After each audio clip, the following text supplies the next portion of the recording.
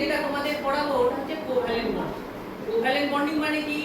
সমযোজী বন্ধন। তোমরা এর আগে বন্ধন কাকে বলে পড়েছো, যে অ্যাকচুয়াল বন্ধন বা বন্ডিং ব্যাপারটা কিভাবে হয়, যে প্রত্যেকটা পরমাণুর বাইরের কক্ষে ইলেকট্রন থাকে, ইলেকট্রনগুলো পরস্পরের মধ্যে শেয়ার করে পরমাণু, মানে একই পরমাণু হতে পারে ডিফারেন্ট পরমাণু, শেয়ারের ফলে বন্ডিং বা বন্ধন তৈরি হয়। জাস্ট লাইক দ্যাট আমরা যখন এটা পড়েছি যে H2 কিভাবে তৈরি হয়, না হাইড্রোজেনের বাইরের কক্ষে এখানে একটা ইলেকট্রন আছে, এইখানে আরেকটা হাইড্রোজেনের বাইরের কক্ষে আরো একটা ইলেকট্রন আছে। এই দুটো ইলেকট্রন এরা কি করে পরস্পরকে শেয়ার করে দিয়ে নেক্সট এটা হচ্ছে H bond দ্যাট ইজ এই জিনিসটা যেটা তৈরি হলো দুটো ইলেকট্রনের শেয়ারিং এর ফলে, এটা হচ্ছে ইলেকট্রন শেয়ারিং, একে বলে ইলেকট্রন শেয়ারিং। এই শেয়ারিং এর ফলেই তোমার হচ্ছে এখানে H এই যে হাইড্রোজেন বন্ডটা তৈরি হয়। বুঝতে পেরেছো সবাই? এইটা হচ্ছে সমযোজী এক বন্ধন। এরকম করে সমযোজী দ্বি ত্রি বিভিন্ন রকম করে বন্ধন তৈরি হয়, ঠিক আছে? অর্থাৎ কোভ্যালেন্ট সিঙ্গেল বন্ড হয়, কোভ্যালেন্ট ডাবল বন্ড হয়, কোভ্যালেন্ট ট্রিপল বন্ড পর্যন্ত হয়।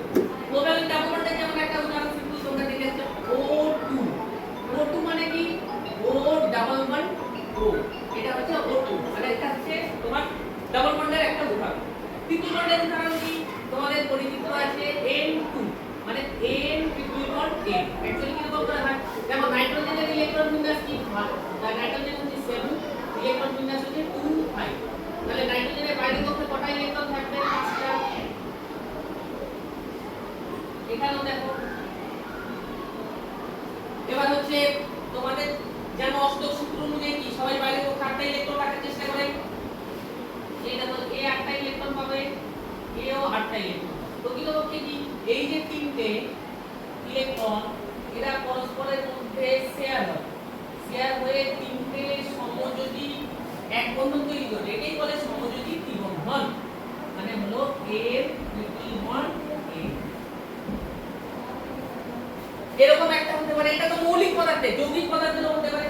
যৌগিক পদার্থের উদাহরণ কি তোমাদের পরিচিত গ্যাস C2H2, এটা হলো অ্যাসিটিন। কিভাবে তৈরি হয় দেখো, C triple bond C H।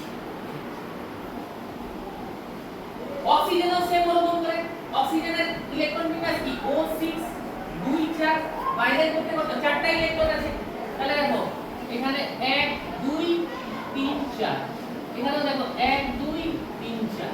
এবার এই যে অক্সিজেনের এই ইলেকট্রনগুলো পরস্পরের মধ্যে শেয়ার হয়ে গিয়ে এখানে দেখো নেক্সট